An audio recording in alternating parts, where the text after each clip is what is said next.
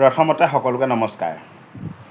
মূল বিষয়টোলৈ যোৱাৰ আগতে মই কথা এটা কৈ থওঁ যে আমাৰ যি ধৰ্মৰ ৰীতি নীতি সংস্কৃতি, আমাৰ নিজৰ ধৰ্মৰ ৰীতি নীতি সংস্কৃতিবিলাকক আমি যিদৰে মানি আহিছোঁ, আমাৰ ধৰ্মৰ ৰীতি নীতি সংস্কৃতিবিলাকক আমি যিদৰে সন্মান কৰি আহিছোঁ, শ্ৰদ্ধা কৰি আহিছোঁ, আমি আনৰ ৰীতি নীতি ধৰ্ম সংস্কৃতিকো আমি সন্মান কৰোঁ আৰু শ্ৰদ্ধা কৰোঁ।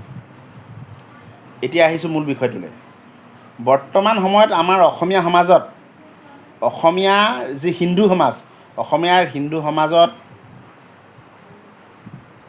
মানে একাংশ সমাজত বুলিহে ক'ব লাগিব, একাংশ সমাজত যিদৰে এটা কথা বতৰা ওলাই আছে, গৰুক ভগৱান বুলি কৈছে, গৰুক ভগৱান বুলি কৈছে আৰু গৰুক মাকৰ লগত তুলনা কৰিছে।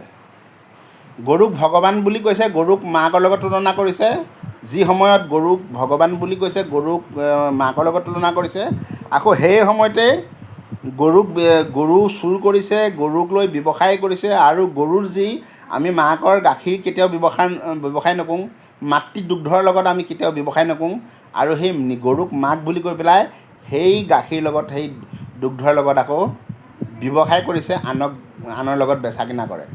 গতিকে এইটো গৰিহণাযোগ্য, প্ৰথম কথাটো হ'ল।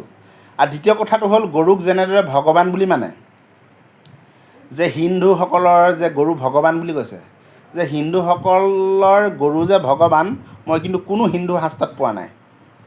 আমিও হিন্দু শাস্ত্ৰ অধ্যয়ন কৰিছোঁ। আমি অধ্যয়ন কৰাৰলৈকে গৰু যে ভগৱান, গৰু যে আমাৰ মাক, আমি এই কথাটো কিন্তু আমি কোনো হিন্দু শাস্ত্ৰতেই আমি নাই পোৱা। গতিকে আমাৰ অসমীয়া সমাজত যিবিলাক হিন্দু ৰীতি নীতি, আমি যিদৰে হিন্দু ৰীতি নীতি পালন কৰি আহিছোঁ, বিহাৰ হওক, উত্তৰ প্ৰদেশ হওক, গুজৰাট হওক, এইবিলাকৰ লগত কিন্তু আমাৰ নিমিলে। তাত হ'ল গোড়ামী, তাক ধৰ্মৰ লৈ তাত বিভিন্ন ধৰণৰ বিভেদ সৃষ্টি কৰে। আমাৰ অসমত কিন্তু সেইটোৱে নহয়।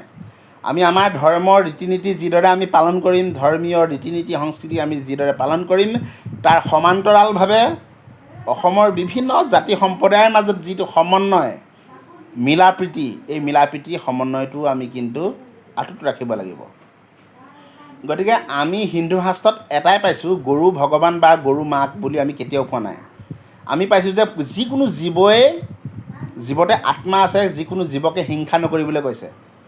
প্ৰত্যেক জীৱত এটা আত্মা আছে, প্ৰত্যেক জীৱক হিংসা কৰিবলৈ মনা কৰিছে আৰু জীৱ হত্যা মহাপাপ বুলি কৈছে। কুকুৰ চিগাল গৰ্ধবৰো আত্মাৰাম জানিয়া হবাকো পৰি কৰিবা প্ৰণাম বুলি কৈছে। কি বুলি কৈছে?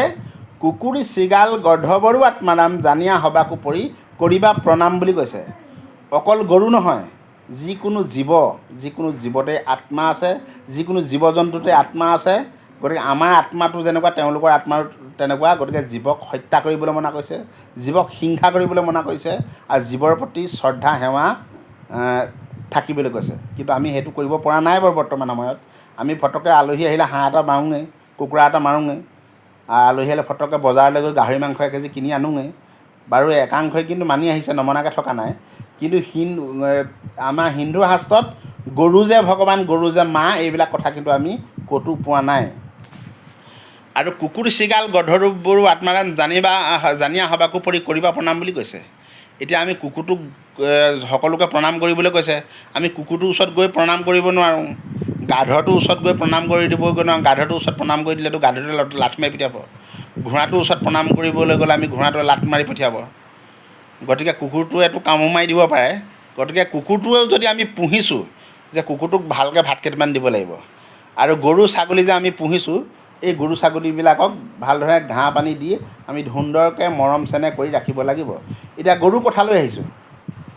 আমাৰ অসমীয়া সমাজত এটা কথা আছে, এষাৰ বচন আছে যে যাৰ নাই বাঁহ তাৰ নাই হাঁহ আৰু যাৰ নাই গৰু সি সবাতকৈ সৰু। যে গৰুক লৈ অসমীয়া সমাজে বিভিন্ন খেতি বাতি কৰে। আজিহে তাৰ ট্ৰেক্টৰ পাৱাৰটিলাৰ ওলাইছে, আগতেতো ট্ৰেক্টৰ পাৱাৰটিলাৰ নোলাইছে। গৰুৰ ওপৰতে সম্পূৰ্ণ নিৰ্ভৰ কৰে অসমীয়া মানুহে। খেতি বাতি কৰে, গৰুক লৈ খেতি বাতি কৰে, গৰুৰ দ্বাৰা মানে বিভিন্ন খেতি বাতি কৰি খাদ্য শস্য উৎপাদন কৰে। আৰু সেই গৰুক যিটো খেতি আৰম্ভ কৰাৰ আগমুহূৰ্তত যাতে কোনো অপায় অমংগল নহয়, সেইকাৰণে এই বহাগৰ বিহু যে আৰম্ভ হয়, বহাগৰ বিহু আৰম্ভ হওঁতেই আমাৰ কিছুমান ৰঙালী বিহু বুলি কয়, এই ৰঙালী বিহু আৰম্ভ হোৱাৰ আগমুহূৰ্ততেই আমি গৰু বিহু পাতোঁ। গৰু বিহু এটা কাৰণে পাতোঁ যে গৰু লৈয়ে আমি খেতি বাতিবিলাক আৰম্ভ কৰিম আৰু এই গৰু চৰুবিলাকৰ যে কোনো ধৰণৰ বেমাৰ আজাৰ নহয় সেইকাৰণে গৰুক মাখিয়তী পাতেৰে বা মাহ হালধিৰে নোওৱা হয় আৰু গৰুক সেৱা কৰা হয় যাতে গৰুৰ কোনো ধৰণৰ অপায় অমংগল নহয়। আমাৰো অসমীয়া আমাৰ যিসকল খেতিয়কবিলাকৰো যাতে কোনো অপায় অমংগল নহয়, সুন্দৰকৈ যাতে আমি খেতিটো পাৰ কৰাব পাৰোঁ, সেই উদ্দেশ্যে আমি গৰুক মাহ হালধি নোৱাওঁ, গৰু গা ধুৱাওঁ আৰু গৰুক আমি সেইদিনা সেৱা কৰোঁ। সেৱা পূজা নিচিনা বুলি ক'ব লাগিব, সেৱা কৰোঁ। গতিকে কথাটো সেই গ'ল। সেই তাৰ অৰ্থ এইটো নহয় যে গৰু ভগৱান, গৰু মাতৃ, গৰু আমাৰ মা, কিন্তু সেই কথাটো নহয়। গতিকে আমি নিজে মানুহবিলাকেও আমি প্ৰস্তুত হওঁ খেতি বাতিৰ কাৰণে। গৰু বিহুৰ দিনাৰ পৰা আমি খেতি বাতিৰ কাৰণে আমি নিজেও প্ৰস্তুত হওঁ আৰু গৰুকো যাতে ভগৱানে কুশলে মংগলে ৰাখে সেইদিনা আমি ভগৱানক চিন্তা কৰোঁ আৰু গৰুকেইটাকো ধুনীয়াকৈ গা পা ধুৱাই আমি প্ৰতিপাল কৰোঁ। তাৰ অৰ্থ এইটোৱেই মুঠতে আগন্তুক যি খেতিৰ কাৰণে আমি প্ৰস্তুত হোৱাটো আমাৰ বুজায়।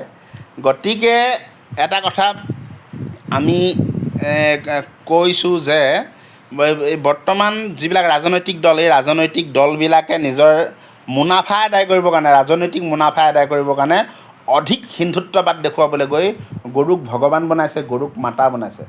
কিন্তু আমি এটাই কথা, প্ৰকৃত কথাবিলাক আমি বিশ্লেষণ কৰিব লাগিব, আমি বিচাৰি চাব লাগিব, অধ্যয়ন কৰিব লাগিব আৰু যিটো কথা বতৰা নেকি বাস্তৱসন্মত, এই বাস্তৱসন্মতভাৱে আমি আগুৱাই যাব লাগিব আৰু যিকোনো বেমেজালিমূলক কথা, বিভ্ৰান্তিমূলক কথা বতৰাবিলাকক আমি কেতিয়াও প্ৰশ্ৰয় দিবলৈ নহ'ব।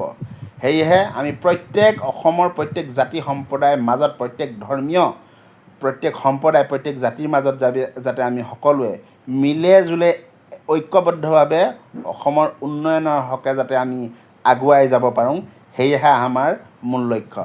ধন্যবাদ। জয় আই অসম।